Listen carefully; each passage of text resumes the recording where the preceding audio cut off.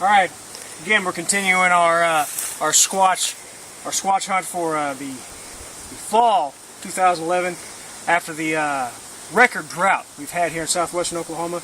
We're on Otter Creek, Kiowa County, outside of Mountain Park.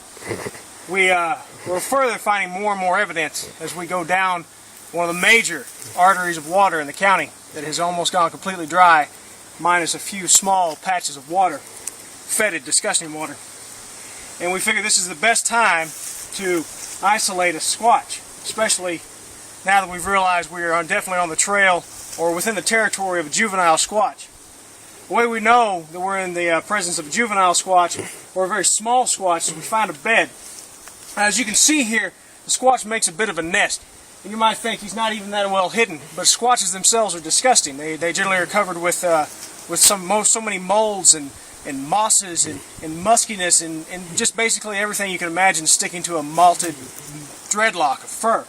And when they lay here in this area, they pretty much look just like the dead grass and what have you that is around them in this creek bed. It offers them a lot of protection from the wind, and if anything were to come down here, they would probably pass it by and not even paying any attention.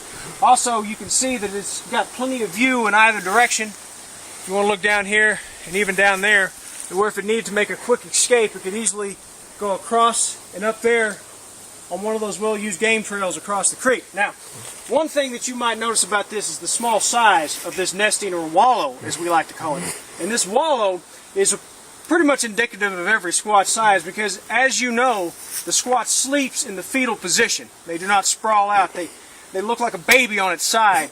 And most often than not, they try to see if they can't get their knees up around their head. This is a remarkable amount of flexibility for such a large and bulky simian creature. Now, we know this is the juvenile squatch's bed because he's managed to go through his scat and collected some trophies, which I think is slightly disgusting, but it's what they do. I mean, I'm not here to judge the psyche of a squatch, but I do know this is indicative of a young squatch that's shiny and it smells fetid, and they like that around them. I guess it's much in the way that you would decorate your room if you were a child. So this is more great evidence that we are dealing with, in fact, a juvenile squatch, and it's pretty exciting news.